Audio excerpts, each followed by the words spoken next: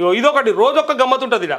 కేసీఆర్ను తొక్కుతానన్నావు కదా, తొక్కి చూపించు, కేంద్రం అడ్డు రాకుండా నేను చూసుకుంటా. ఆహా, ఏమన్నా గ్యాంబ్లింగ్ ఉందా? ఏమన్నాడు విన్నరా? కేంద్రం అడ్డు రాకుండా మేము చూసుకుంటా చెప్పిండా డైరెక్ట్గా. అంటే ఇద్దరు కలిసి కావాలని నాటకం ఆడుతున్నారు అనే దాన్ని ఇంతకంటే క్లియర్గా ఇంకానే చెప్తారా చెప్పురి. ఈ మాటలు అర్థం ఏదో చెప్పురి. హైకమాండ్ అనుమతి ఇవ్వలేదా, నీలో సత్తా లేదా, నువ్వు మొగోని కాదా? ఆ క్వశ్చన్ అదే. జైల్లో పెట్టడం చేత కాకపోతే రాజీనామా చేయి. మరి మీకు కూడా సిబిఐకి ఇచ్చిండు కదా, మరి మీరేం చేస్తుర్రా? మరి మీరు ఇలా ఆయన అంటారు కదా, మరి మీరేం చేస్తుర్రు? సీఎం రేవంత్కు కేంద్ర మంత్రి కిషన్ రెడ్డి సవాల్, నేనెవరికి దత్తపుత్రుడిని కాదు, నా పేరు మార్చి పిలవడం రేవంత్ దిగజారుడుతనం, మజ్లిస్ పేరు చెప్తే కాంగ్రెస్ ప్యాంట్లు దడుస్తాయి. అయిపోయిందా? ఇంకేంది? ఇంకేం మాట్లాడతారు? ఇంకా బీఆర్ఎస్కు భవిష్యత్తు లేదని ప్రజలు గ్రహించారు. ప్రజలు నాకు అర్థం కాలే, ఆయన మీద పడవచ్చు, తప్పులేదు. ఎందుకంటే యూపీఏ 1 యూపీఏ 2 గవర్నమెంట్లో కాకుండా గతంలో కాంగ్రెస్ చాలా సంవత్సరాలు ఈ దేశాన్ని రాష్ట్రాన్ని పరిపాలించింది. అట్లే బీజేపీ కూడా పార్టీ పెట్టిన తర్వాత వాళ్ళు అధికారంలోకి వచ్చారు, మళ్ళీ మొన్నొచ్చారు, మళ్ళీ వస్తూనే ఉన్నారు. వాళ్ళు వీళ్ళు శత్రువులు. వాళ్ళ మీద పడ్డారంటే ఒక లెక్క ఉంది. ఇలా ప్రతిపక్షంలో ఉన్నారు, రేపు పొద్దుగాల మళ్ళీ అధికారంలోకి వస్తారేమో అని నరేంద్ర మోడీకి మద్దతుగా వీళ్ళు రాహుల్ గాంధీనో, ప్రియాంక గాంధీనో, సోనియా గాంధీనో ఏమంటే అన్నారంటే అనుకోవచ్చు.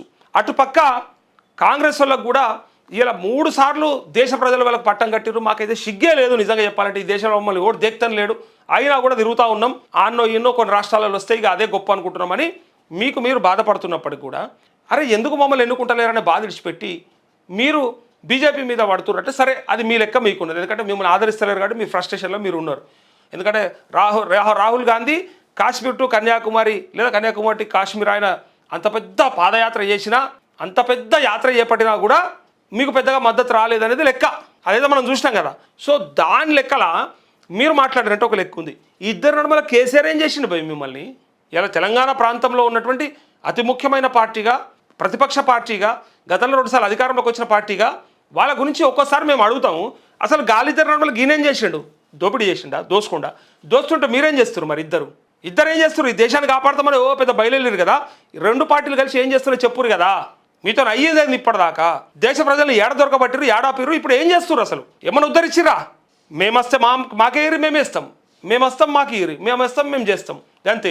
వాళ్ళు వస్తే వీళ్ళ మీద వస్తే వాళ్ళు కథం. ఎక్కడికి వెళ్ళి ఒకరి మీద ఒకడు దుమ్మెత్తి పోసుకున్నాడు కాక ఇంత దుమ్ము నడిమిట్లా ఏదో కోతులు కదా 2 ఆడుకుంటున్నాక ఇంకో పక్క పొంటున్న ఒక కుక్క మీదనో పిల్లి మీద తలతేసుడు అట్లా గమ్మతిగా. అంటే మళ్ళీ కేసీఆర్ గట్ల పోలుస్తాడు, నేను గాలను పోలుస్తలే. జంతువులు చేసే చిత్రమైనటువంటి విన్యాసాన్ని గుర్తు చేస్తా ఉన్నా. ఆ 2 ఆడుకోగా పక్క పొంటి దానికి తలుతారు చూడు, వీళ్ళిద్దరు తనుకుంటారు, మళ్ళీ నడిమిట్లో ఒక్కొక్క దానికి అటు ఇటు వేస్తుంటారు. అట్లా కేసీఆర్ అట్టుకున్న కేసీఆర్ని లేపుతారు, లేపి మూతి మీద అనిపించుకున్నట్టు అవుతుంది. ఆయనకి ఇట్లా మాట్లాడితే సిగ్గుపోతుంది. మీరు ఈ దేశంలో ఇప్పటిదాకా ఉన్న టీఎంసీల లభ్యత ఎంత, ఈ దేశంలో ఉన్నటువంటి ప్రాజెక్టులు ఎన్ని, ఆ ప్రాజెక్టుల ద్వారా నదుల ద్వారా అసలు ఎన్ని నీళ్ళు ఇస్తున్నాము, మరి ఎందుకోసానికి ఇవ్వాలంటే కూడా కరువుతో అల్లాడుతున్నాయి కొన్ని ప్రాంతాలు, సాగునీరు ఇవ్వలేని దద్దమ్మలు వీళ్ళని లెక్కలతో సహా చెప్పిండు కదనయ్యా. అసలు ఈ దేశంలో ఉన్న నీటి లభ్యత గురించి, మరి రైతాంగానికి ఇవ్వాల్సినటువంటి నీటి వాటాల గురించి మాట్లాడిన సందర్భాన్ని మనం చూసినాం కదా. ఒక్కడన్నా మాట్లాడిందా? ఒక్కొంతనన్నా అయ్యిందా? అది ఇవ్వడం చేత కాదు. అది కాదు, మనకు అడ్డమూల నుండి తొలగించుకోవాలి. ఇది ఇలా ప్రయత్నం. ఇప్పుడట ఈయన చెప్తాడైతే ఈ సిపాయి ఏమంటాడంటే, నేను అడ్డం రాను, కేసీఆర్ని ఎత్తుకపోవచ్చు, కేసీఆర్ని మీరు ఎత్తుకపోవచ్చు, నేను అడ్డం రాను, ఓపెన్గా చెప్తుండే. ఇంకేం కావాలి? ఇద్దరు కలిసి ఉమ్మడి టార్గెట్ ఎవరై అంటే కేసీఆర్. 2 జాతీయ పార్టీల నాయకులను ఉచ్చగోపిస్తున్నారంటే కేసీఆర్ మొగోడే. ఏం చెప్తారో చెప్పుకోపోరు. ఇక 2 జాతీయ పార్టీల నాయకులు కేసీఆర్ పేరు తీయకుండా ఒక ఎన్నిక చేయడం చేత కాదు, కేసీఆర్ పేరు తీయకుండా కేసీఆర్ పేరు మాట్లాడకుండా ప్రభుత్వాన్ని నడపడం చేత కాదు, కేసీఆర్ పేరు తీయకుండా పార్లమెంట్లో అసెంబ్లీలో అస్సలు మాట్లాడే చేత కాదు. ఒకడు అడుగుతాడు, కేసీఆర్ 10 ఏళ్ల పరిపాలనలో ఎన్ని అప్పులు చేసినో చెప్పమని అడుగుతాడు ఒకడు. వాళ్ళు చెప్తారు, ఇగో చూసిరా గిని చెప్తారు. నేను ఏమంటున్నా, 2 చోట్ల కాదు, అసలు ఈ రాష్ట్రంలో ఆయన పేరు తీయకుండా ఒక్కరికి పని కాదా? వెళ్ళది. ఇక సరిపోతుంది ఆయనకి. ఇక ఆకాశం అంతా పేరు వచ్చింది దీంతోనే, ఇక దాన్ని మించిన పేరే లేదు. నేనేం పొగుడతలేను, ఉన్నది చెప్తున్నా. అరే మీకు అధికారంలో ఉన్నారు, బ్రహ్మాండంగా అవకాశం వచ్చింది, పాలించుకోరు, అయిపోయాయి కదా. పొద్దుగా లేస్తే అదే, రాత్రి పంటే అదే. ఇగో వీళ్ళు కూడా మీరు రారాయే, వచ్చిన చూసి ఎవరువరాయే, పోనీ మీతోనే అవుతుందంటే మీకు చేత కాదా అని ప్రజలు అనుకుంటారు. కావాలంటే మీరు చూసుకోరు. ఇంకా ఇగో బీఆర్ఎస్కు భవిష్యత్తు లేదని ప్రజలు గ్రహించారు, అయినా మేము మాట్లాడతాం. బీఆర్ఎస్కు అసలు లేనే లేదు, కానీ మేము మాట్లాడతాం. బీజేపీ అభ్యర్థుల కుటుంబ సభ్యుల్ని బెదిరిస్తున్నారు, మున్సిపాలిటీలో ప్రజలు బీజేపీ వైపు చూస్తున్నారు, విలేకరుల సమావేశంలో కేంద్ర మంత్రి వ్యాఖ్యలంటూ ఇక్కడ అది చెప్తూ మళ్ళీ ఏమంటారంటే, ఇగో రిటైర్డ్ ఉద్యోగుల బెనిఫిట్లు వెంటనే ఇవ్వాలి, సర్వీస్లో ఉన్న వారికి డిఏ పిఆర్సీలు చెల్లించండి, సీఎం రేవంత్ రెడ్డికి కేంద్ర మంత్రి బండి సంజయ్ లేఖ అంటూ ఇక్కడ భయమయ్యి ఈయన ఏమంటారంటే నన్ను దత్తపుత్రుడు అంటాడా అని చెప్పి అంటూ కిషన్ రెడ్డి నాకు పేరు పెడతాడా అని చెప్పి బాధపడుతూ మళ్ళీ తీసుకుపోయి తిరిగి తిరిగి కేసీఆర్ నెత్తి మీద వేస్తారు. ఇది సినిమాలో కూడా ఉంటుంది. విలను హీరో కొట్టుకొని కమెడియన్ మీద పడి సస్తారేంద్ర అన్నట్టుగా. యాక్చువల్గా ఆయన కమెడియన్ కాదు, ఆయనే హీరో ఈ సినిమాలో. అయినా కూడా మీరు కొట్టుకొని సావక నా మీద పడ్డారు ఇంద్ర అన్నట్టు ఇలా కేసీఆర్ కూడా ఫామ్ హౌస్లో కూర్చొని గమ్మత్తుగా అనుకుంటాడట. అరే వీళ్ళేంది, 2 జాతీయ పార్టీలు వాళ్ళు కదా మాట్లాడుకోవాలి, మేము కదా పక్కకున్నది, అయినా కూడా మా మీద పడి ఎడతారు. పక్కకున్నను కూడా గుంజుకొస్తారు వీళ్ళు గడికి. నిజంగా చెప్పాలంటే అసలు బీఆర్ఎస్కు వార్తలే తక్కువ ఉంటాయి, ప్రతిపక్షానికి వార్తలు తక్కువ ఉంటాయి, ఉండాలి కూడా లెక్కకైతే. వాళ్ళకి ఒక పావు పేజీ అంత మాత్రమే కేటాయించాలి, 30 వంతు అధికార పక్షానికే కేటాయించాలి. జర్రంతా యానన్న అవకాశం ఉంటే ప్రజా సమస్యలు పెట్టాలి. పత్రికల లెక్క అట్లా ఉంటుంది, నాకు తెలుసు కాబట్టి. పత్రికల్లో పనిచేసిన వాళ్ళతో నాకున్న సాన్నిధ్యం ప్రకారం నేను చెప్పేది ఏంటంటే, ఒక 1/2 పేజీ వరకు అధికార పార్టీకి అంటే ప్రభుత్వానికి ఇవ్వాలి వాళ్ళు, అంటే ఈ ప్రియారిటీ. ఎందుకంటే అట్లా ఉంటారు కాబట్టి, అంటే జనం మెజారిటీ బట్టి అక్కడ ఇవ్వాలి. మిగిలిన దాంట్లో కొంత పర్సంటేజు ప్రజా సమస్యలకి, కొంత పర్సంటేజు ఇవాళ ప్రజా సమస్యలు ఎక్కడ అంత టైంపాస్ సమస్యలు ఉన్నాయి. కానీ ఇక అదొక ముచ్చట, అంటే ఆ ఉన్న బయటకు దేరు కాబట్టి. దిక్కుమాలిన సర్కార్, ఉన్న హక్కులను కాపాడలేని అసమర్థ ప్రభుత్వం ఇది హరీష్ రావు అంటా ఉన్నాడు. కృష్ణా నీటిని అడ్డగోలుగా తరలిస్తూ తెలంగాణ రైతుల నోర్లు కొడుతున్నారు, తెలంగాణ పొలాలు బీడుగా మారుస్తున్నారు. బీజేపీ కాంగ్రెస్ మధ్య ఉన్న బంధం ఏంటి? రేవంత్ కిషన్ రెడ్డి కలిసి తెలంగాణ బొండిగా పిసుకుతారా?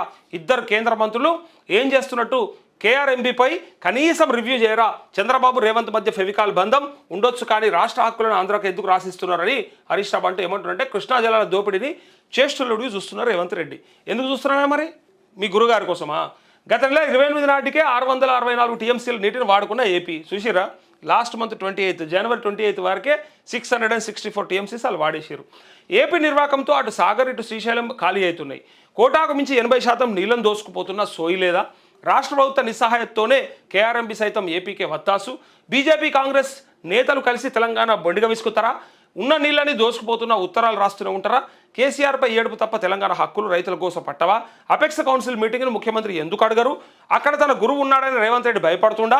తెలంగాణ జల హక్కులకు గండి కొడుతుంటే బీఆర్ఎస్ ఊరుకోదు, ఢిల్లీలోని కేఆర్ఎంబీ ఆఫీస్ను ముట్టడిస్తాం అని హరీష్ రావు హెచ్చరించిండు. మొత్తానికి ఇదేమంటారంటే, కృష్ణా నీళ్లు ఇంతకాలం దోసుకపోతుంటే, పోయిన నెల వరకంటేనే 664 టీఎంసీలను తీసుకుపోతుంటే, వాడుకుంటుంటే మన సన్నాసులు ఏం చేస్తున్నారని డైరెక్ట్గా మన రాష్ట్రంలో ఉన్నటువంటి మంత్రులను, ముఖ్యమంత్రిని, అట్లే కేంద్ర మంత్రుల్ని ఒక్క దెబ్బకు నీళ్ళతో కడిగి పాడేసిండు హరీష్ రావు.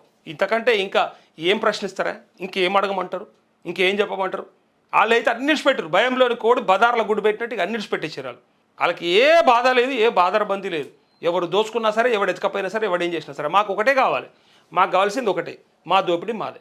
పక్కోడు దోచుకోపోని పర్వాలేదు, పక్కోడు మనోడే కదా. అంత అలసత్వం ఉంది. ఒక్కసారి పోతే మళ్ళీ రేపు పొద్దుగల ఆ హక్కులు రావు, దొరికాయి, మళ్ళీ నీళ్లు నష్టపోతాం, మన రైతాంగం కష్టపడుతుంది, గోసపడుతుంది. ఉమ్మడి ఆంధ్రప్రదేశ్లో మనం పడ్డ అవస్థలు సాలింకా అని మనం అనుకుంటుంటే మళ్ళీ తీసుకుపోయి అలకాపైపోయే పనిలో ఉన్నారు, బ్రహ్మాండమైనటువంటి పనిలో ఉన్నారు. దీనివల్ల చరిత్రహీనులుగా మిగిలిపోవడం మాత్రం పక్కా ఖాయం. తెలంగాణ రాష్ట్రం కోసానికి కష్టపడ్డ మనుషులు, వాళ్ళు చేసిన ప్రయత్నం, వాళ్ళు తెచ్చిన తర్వాత ఇలా నాశనం అవుతున్న విధానాన్ని ఖచ్చితంగా కంపేర్ చేస్తారు. ఎన్నటికో ఒకనాటికి బుద్ధి వస్తుంది. ఇలా ఇన్ని మాట్లాడుతున్నారు కదా, ఎన్నటికో ఒకనాటికి బుద్ధి వస్తుంది. అరే ఆయన ఉండగా కింద బిందో అన్లాడిండు బై ఏమన్నా కానీ మన కోసానికైతే దాచిపెట్టిండు అనే దాన్ని ఉంచితే ఇలా మనల్ని దోచుకోవడమే కాకుండా మనల్ని నాశనం పట్టిపోయారని చెప్పి అనే రోజు ఖచ్చితంగా మనం చూస్తాం, మనం వింటాం కూడా భవిష్యత్తులో.